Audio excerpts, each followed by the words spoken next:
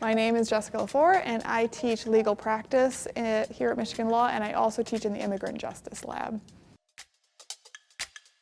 I think the biggest difference in legal writing is that you can't just whip it off like you could with an undergraduate essay, say, the night before. It requires a lot more planning, a lot more outlining, a lot more thought, and it's very mechanical, particularly at first. The way that we teach legal writing is often formulaic, so that you understand what all the components are and what they're all doing, and you work through that several times before you get to sort of start varying it and trying out different things that might make it more persuasive, but you can only get there once you have actually figured out the mechanics of it. So I kind of compare it to driving, right? At first, when you start driving, you're checking your mirrors and you're 10 and 2 and you're doing everything very mechanically. And it's only after you get really comfortable with that can you actually think about things like, changing lanes before you get stuck behind that semi-truck. the strategic parts of driving. Yeah, the biggest difference is that research doesn't end when you start to write. So the law is ever changing. You're constantly having to go back and look for cases that might have been decided before you started writing. You're going to have to look for, you're going to find other problems and questions that kind of come up as you're writing that you hadn't really researched that you need to check for. You're going to find holes in your analysis that you need to fill. And so the biggest difference is even when you've sort of gotten enough information so that you feel comfortable enough with the topic that you can start writing, that's not where your research ends. You're going to continually research all the way up until you finish that piece of writing and turn it in. Yeah, so the Immigrant Justice Lab is a new collaboration here at the law school. It's about 3 years old. It's a collaboration with the law school and the undergraduate history department. And so it brings together undergraduate history students and law students together in a class where they are divided into groups, and they draft asylum briefs for unaccompanied minors. So the history students, who are steeped in understanding how to do social science research, are the people primarily responsible for researching and drafting the country conditions, so the circumstances in which the country that the child came from and why they couldn't go back. And then the law students are primarily responsible for researching and drafting the legal arguments. And so the cross-pollination helps both types of students, learn from each other as to how to do this kind of research and how to make these kind of arguments and more about the actual country conditions on the ground. And it really also helps the undergraduate students, a lot of whom are actually interested in going to law, and the law students who are interested in immigration law. I think a lot of law students come into law school feeling like I'm just going to have to do this on my own. They feel it's very isolating and very independent, and some students actually just kind of enjoy that independence. But I feel like even for them, it's super important to find your people, because your people are the people who can commiserate with you. Because law school is hard. It's stressful, and if you are trying to do it all alone, you're going to think there's a lot of things happening that are unique to you that turns out they're actually not unique to you. So how do you find your people in law school? People aren't going to like this very much, but it's being vulnerable. Like, you have to be vulnerable in order to find your people. You have to be willing to sort of put yourself out there and drop the facade that you have everything going on and that you're all put together, and just sort of like reach out to people. So as an aside, I'll just tell this quick story. When I started law school, my first friend and I wanted to start a study group, and we really, really wanted the smartest girl in our class in our study group. We saw her, she was amazing at cold calls, we just wanted her. And we just walked up and asked her if she would just join our study group.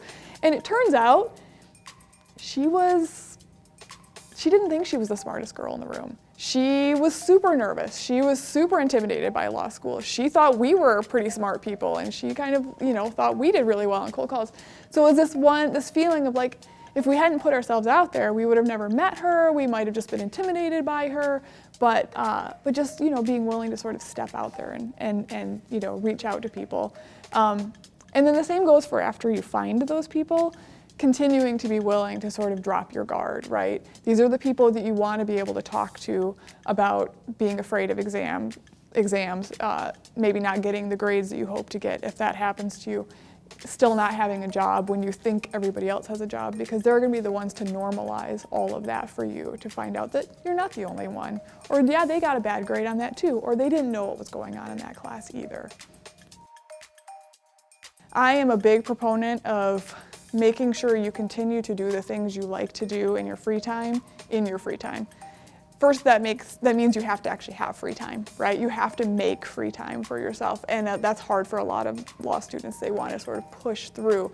But law school is a marathon, it's not a sprint, and it is preparation for a career in law that is also a marathon and not a sprint, and that is equally as demanding and exhausting and time-consuming, and essentially could be all-consuming if you let it. So if you don't build the wellness and self-care skills in now, you are going to burn out. And if you don't burn out in law school, you're going to burn out in practice. So I routinely ask students when they first come in to tell me the things that they like to do outside of law school, and then I follow up with them regularly, right? Have you been running? Are you still taking that yoga class? Can I help you find some place to do pottery, right? Whatever it is that they really like to do, and make sure they keep doing it and just keep reinforcing that, because it's very easy to kind of get sucked up into what law school will do to you otherwise. So the October slump it's mid-October, fall break has ended, it's at least 6 weeks before Thanksgiving. The sheen has worn off of law school. Maybe your professors have started giving you longer readings because you figured out kind of how to read cases now, and so they can make it go faster. You've probably gotten some feedback on your first or second legal writing assignments, and maybe the feedback was harsher than you had anticipated or hoped, given how much work you put in. Maybe everything is sort of glomming together in the sense that you are talking to people about getting ready to outline for exams, and you're also getting panels on your next summer's job, and maybe something else even is going on at home. And so it's this sort of conflagration of tons of different things that kind of come together right in the middle of that semester, when you no longer sort of are buoyed up by the newness of law school, and all of a sudden students just sort of get slumpy. It feels overwhelming and it feels really stressful. The ways to combat it are several. One is, again, take a step back and again realize that law school is a marathon. It is not a sprint. Your first year, your first semester is a marathon. It's not a sprint.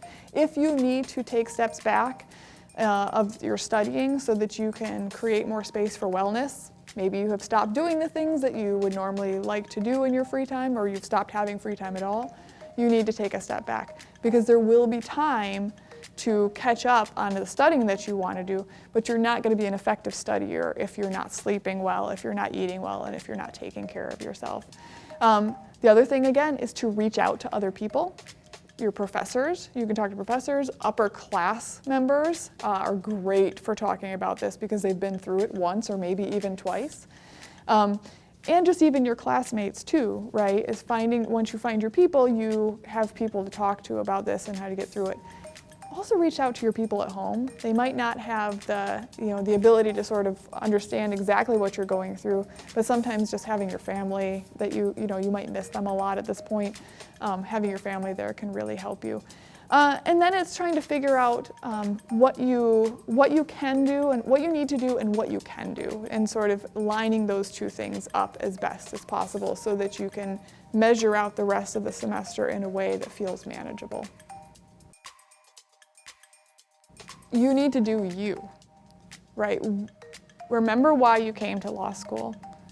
Maybe you came to law school with a goal in mind, and you really, you want to continue on that goal. Like, do the things that you think will help you towards that goal, and then will also make you happy. Maybe you came to law school and didn't have any goal in mind, or you didn't know exactly what you wanted to do. There's so many opportunities. Figure out the ones that you want to do and do those. There are 300 and some people in your class. Everybody is going to do different things, And you're not going to be able to copy everybody, and you're certainly not going to be able to do all the things, right? So you need to find the things that are going to make you happy and are going to get you where you want to be. Whether that is writing onto a journal or not, whether that is taking a clinic in your second year or not, whether that is working at a firm or not, right? You have to do the things that are going to make you happy, because if you spend all your time chasing down something because somebody told you you should do it, you're not going to enjoy your time here.